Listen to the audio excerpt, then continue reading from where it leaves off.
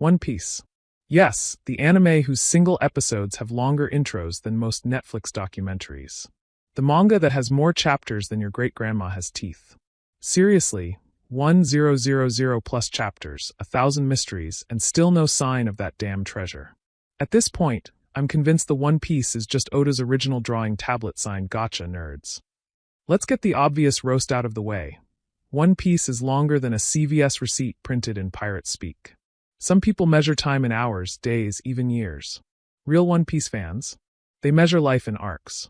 Like, when were you born? Oh, just around late Alabasta. You know, right before Luffy punched a sandcastle into a warlord. This series is so long that people start watching it in high school and finish it during their kids' graduation ceremony. By the time you introduce someone to One Piece, get them through the intro, explain how Sanji's eyebrow works and that Luffy isn't Goku's cousin, they've died of old age.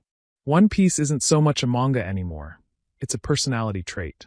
People walking around like, yeah, I don't recycle, but I did watch all of Wano in real time. Let's talk about the plot, and by plot, I mean thousands of chapters and we still have no idea what the treasure is. This man Oda said, "It's not about the treasure, it's about the journey." Bro, that's not storytelling, that's a stall tactic. We've got entire arcs dedicated to politics, racism, fishman discrimination, and yet somehow Nami's bikini changes every saga.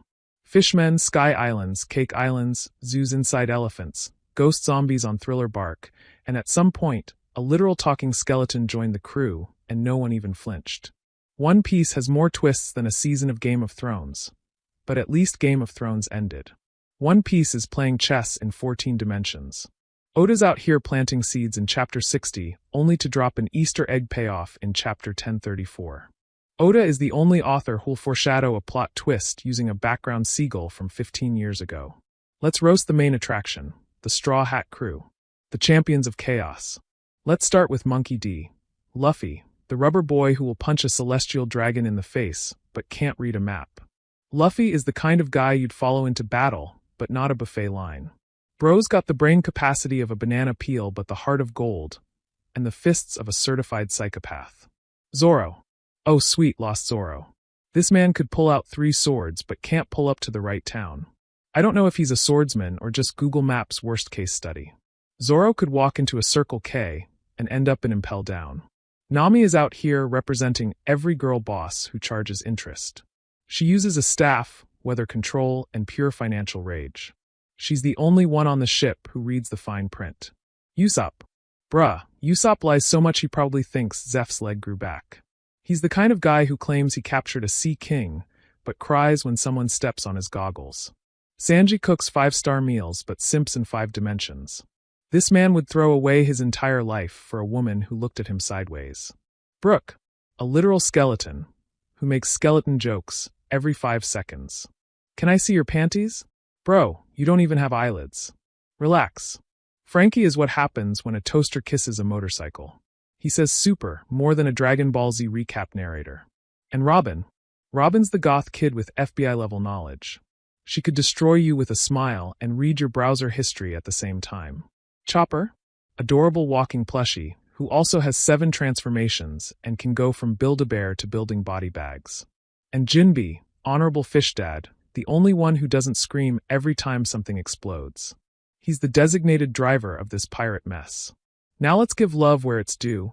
Eiichiro Oda, the pirate overlord, the myth, the man, the machine. How does one person write this much?